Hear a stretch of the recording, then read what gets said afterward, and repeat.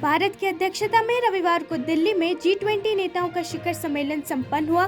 शिखर सम्मेलन को अमेरिका ने पूर्ण सफल बताया है। अमेरिका के विदेश विभाग के आधिकारिक प्रवक्ता मैथ्यू मिलर ने सोमवार को एक नियमित प्रेस वार्ता में कहा, हमें पूरा विश्वास है कि यह सफल रहा। G20 एक बड़ा संगठन है। रशिया G20 का सदस्य है, चाइना G20 का सदस्य है। उन्होंने मीडिया के उस सवाल का जवाब दिया जिसमें पूछा गया था कि क्या G20 शिखर सम्मेलन सफल रहा। Speaking of Ukraine, Russia is not mentioned in the statement. On climate issues, it's way under par of what was expected. There wasn't the Chinese president present in India. And so my question is, do you still think it was a success or a missed opportunity? We absolutely believe it was a success. I will just say with respect, let's take a moment. First, with respect to the statement, the G20 is a big organization. Russia is a member of the G20. China is a member of the G20. There are members that have a diverse range of views. We believe the fact that that organization was able to issue a statement that calls for respecting the territorial integrity and sovereignty and saying that those principles should not be violated is an extremely important statement, because that is exactly what is at heart of Russia's full invasion of Ukraine. It is those very questions. So we thought that was an incredibly important statement for them to make. Uttarakhand के स्वास्थ्य और परिवार कल्याण विभाग के सचिव के अनुसार इस साल अब तक उत्तराखंड में डेंगू से 13 लोगों की मौत हो चुकी है, जबकि राज्य में डेंगू के सक्रिय मामलों की संख्या 257 है। उत्तराखंड के स्वास्थ्य सचिव आर राजेश कुमार ने कहा कि राज्य में अब तक डेंगू के 1100 से अधिक मामले सामने आए हैं। अब तक पूरे राज्य में डेंगू के 1130 मामले हैं, लेकिन सक्रिय मामलों में केवल 257 है और पिछले कुछ दिनों में मामलों में कमी आई है। देहरादून में हमने डेंगू माइक्रो मैनेजमेंट योजना बनाई है। हमने एक कंटेनमेंट जोन रणनीति बनाई है और हमारे अधिकारी यहां जाएंगे और 100% संतृप्ति करेंगे। हमारा लक्ष्य हर घर को संतृप्त करना है। पूरे प्रदेश में अब तक 1130 केसेस हैं डेंगू के, लेकिन अगर एक्टिव केसेस की बात करें तो मात्र 257 केसेस हैं और विगत कुछ दिन से संख्या में भी कमी आई है। डेंगू मैनेजमेंट हेतु सभी हॉस्पिटल्स को हम लोगों ने इंस्ट्रक्शंस जारी कर दिए हैं, चाहे वो प्लेटलेट मैनेजमेंट का हो या पेशेंट मैनेजमेंट का हो।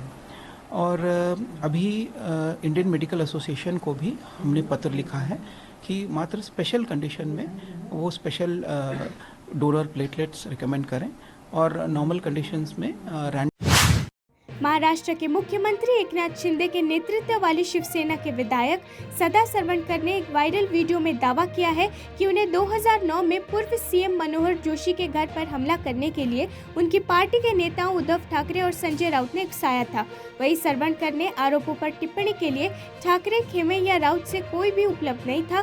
सरवणकर ने जाहिर तौर पर एक सार्वजनिक समारोह में संबोधन के दौरान ये टिप्पणी की। सरवणकर ने दावा किया, मुंबई के शिवाजी पार्क इलाके में जोशी के आवास पर सितंबर 2009 में राज्य विधानसभा चुनाव से पहले कुछ शिवसेना कार्यकर्ताओं ने हमला किया था, जब सरवणकर को टिकट देने से इनकार कर दिया गया था। उद्धव ठाकरे ने मुझे जोशी के आवास पर हमला करने के लिए कहा था क्योंकि जोशी ने मेरे टिकट का विरोध किया था। जैसे ही मैं अपने कार्यकर्ताओं के साथ निकला, मुझे संजय राउत का फोन आया और उन्होंने मुझे पेट्रोल ले जाने का निर्देश दिया। जो हुई थी कि टिकट काटने के लिए, वैसे तो बाला साहब बहुत जन के टिकट काटते थे और काटने के लिए नेता को कोई तो प्लान करने का जरूरत नहीं होता है। वो कभी भी कैसा भी किसी को भी बोल सकते हैं कि भाई आपको टिकट नहीं मिल सकता है, मैं दूसरे को दे सकता हूँ। लेकिन यहाँ उद्धव जी ने जो किया वो बहुत गलत ढंग से टिकट काटा। मेरे यहाँ जो जनता थी उनको अगर सदा सरवणकर उम्मीदवार नहीं है तो वो और किसी को वोट नहीं देने वाले थे। इस ढंग का वातावरण था, क्योंकि मैंने 5-7 साल 10 साल में काम किया था। तो उन्होंने एक षड्यंत्र रचाया और मुझे मनोहर जोशी ने मुझे मेरी जो टिकट है वो कटवाई। ये उद्धव जी ने और हमारे जो वहाँ मिलिंद नार्वेकर थे, उन्होंने आपको ये सारा मोर्चा लेके उनके घर पे जाना पड़ेगा। जब भी हम लोग उनके घर के यहाँ आने के लिए निकले, करीबन 2-3-4 मिनट का ही टाइम हुआ था, तो संजय राउत जी का फोन आया कि भाई आप कहाँ जा रहे हो। त्रिपुरा के मुख्यमंत्री मानिक शाह ने संघ लोक सेवा आयोग प्रारंभिक परीक्षा उत्तीर्ण करने वाले प्रत्येक छात्रों को 5 लाख रुपए की छात्रवृत्ति सौंपी। त्रिपुरा के 3 उम्मीदवारों ने इस वर्ष यूपीएससी द्वारा आयोजित सिविल सेवा प्रारंभिक परीक्षा उत्तीर्ण की है।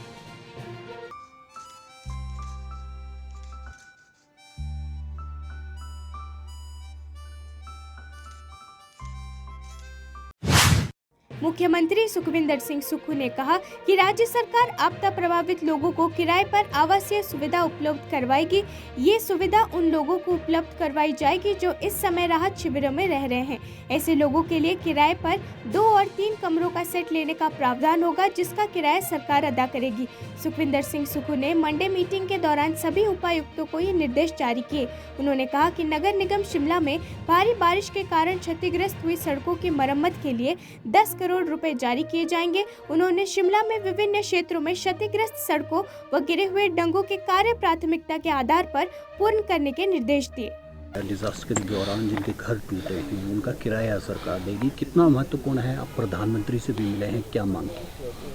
देखिए, जो आज हमने किराए की बात कही है, जो राहत शिविरों में जितने भी लोग रह रहे हैं उनको कहा कि अपने गांव में कहीं किराए पर मकान मिलता है, वो अगर शहर में रहना चाहते हैं या किसी और जगह रहना चाहते हैं तो जब तक उनकी पुनर्वास नहीं हो जाता तब तक हम उनको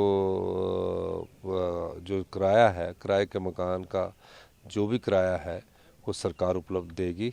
इस बारे में मैंने आज जो मंडे की मीटिंग है उसमें दिशा निर्देश दे दिए हैं और इस बारे में छत्तीसगढ़ के मुख्यमंत्री भूपेश बघेल ने भारत की सीमा पर चाइना के अतिक्रमण पर लद्दाख के उपराज्यपाल ब्रिगेडियर बी.डी. मिश्रा की हालिया टिप्पणी पर सवाल उठाया। मीडिया से बात करते हुए सीएम बघेल ने पूछा कि एलजी बी.डी. मिश्रा किस आधार पर दावा करते हैं कि भारत की 1 इंच जमीन पर चाइना ने कब्जा नहीं किया है।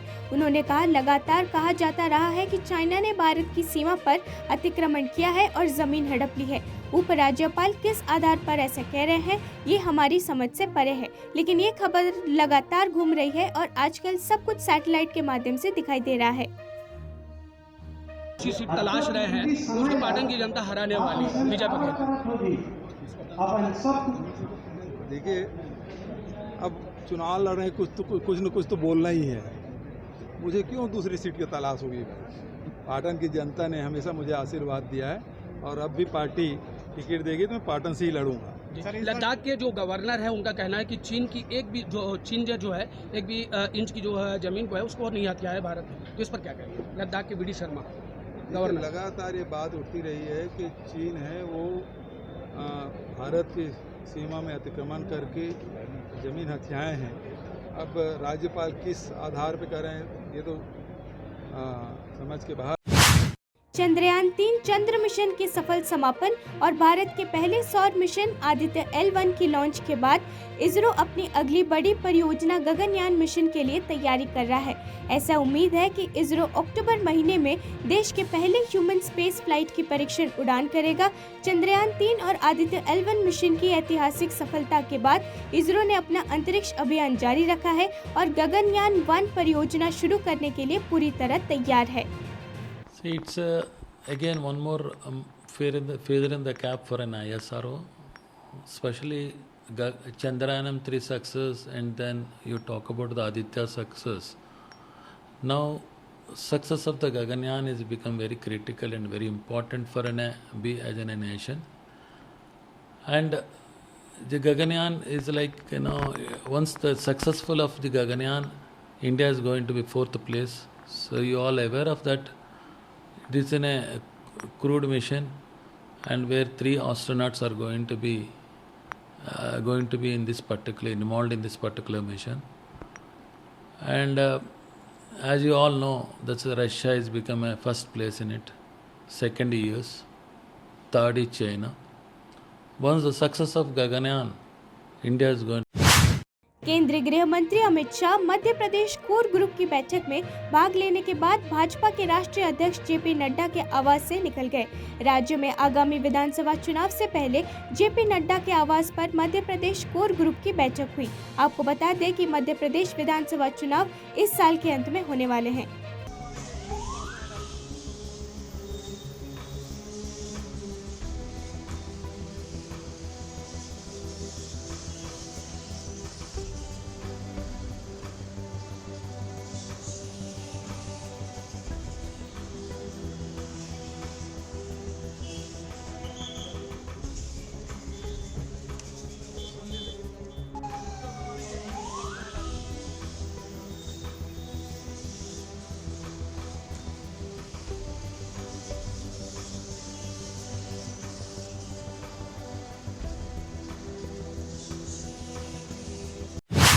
भारतीय ने एशिया कप सुपर 4 मैच में पाकिस्तान को बड़े अंतर से हराया। भारतीय टीम की जीत पर खुशी जताते हुए बीसीसीआई उपाध्यक्ष राजीव शुक्ला विराट कोहली और केएल राहुल की प्रशंसा करते हुए कहा कि उन दोनों ने अद्भुत प्रदर्शन किया। आज विराट कोहली और केएल राहुल ने कमाल कर दिया। जिस तरह से उन्होंने प्रदर्शन किया वो लोगों की कल्पना से परे था। राजीव शुक्ला ने कहा, भारतीय टीम के लिए बहुत बड़ी उपलब्धि है और ये हमारे लिए बहुत बड़ी जीत है। कमाल किया विराट कोहली और केएल राहुल ने। 2 विकेट पे 356 रन, बहुत बड़ा स्कोर भारत ने खड़ा किया। ये लोगों की कल्पना से बाहर था जिस तरह का प्रदर्शन उन्होंने किया। और विराट कोहली ने अपने 13,000 रन भी पूरे किए, सचिन तेंदुलकर का रिकॉर्ड तोड़ा। इससे बहुत बड़ी अचीवमेंट है, बहुत बड़ी उपलब्धि है। मुझे आज तक याद है कि मुझसे कोई 5-6 साल पहले सचिन तेंदुलकर ने कहा था, मैंने उनसे सचिन से पूछा, मैंने कहा कि आपका भी रिकॉर्ड कोई नहीं तोड़ सकता, कोई इतने साल नहीं खेलेगा कि उस 13,000 रन बना पाए। उनका ना, मैं तुम्हें बता रहा हूँ मेरा रिकॉर्ड टूटेगा। और मैंने कहा कौन तोड़ेगा? सचिन ने कहा विराट कोहली तोड़ेगा। आज तक मुझे याद है, कम से कम 5 साल पहले की बात है वहाँ पे, और आज वो रिकॉर्ड टूट गया। सचिन की बात सही निकली तो विराट कोहली को बहुत बधाई। और ये जो मैच पाकिस्तान के साथ हो, हमारी भारतीय क्रिकेट टीम ने विराट कोहली और लोकेश राहुल के नाबाद शतक और कुलदीप यादव की फिरकी के दम पर पाकिस्तान को करारी शिकस्त दी है।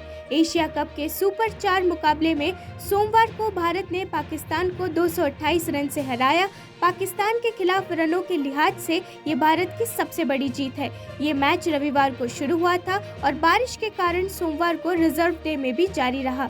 भारत ने कल 24.1 ओवर में 2 विकेट पर 147 रन बनाए थे।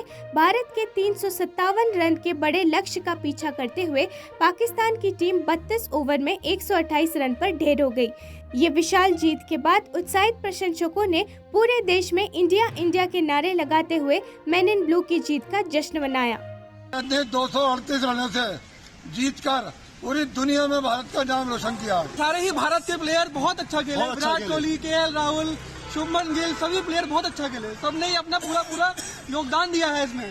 तो पाकिस्तान की बहुत करारी हार हुई आज। वो भी अच्छा खेले, हम उन्हें गलत नहीं कहेंगे, लेकिन हमारी टीम बहुत अच्छा खेली।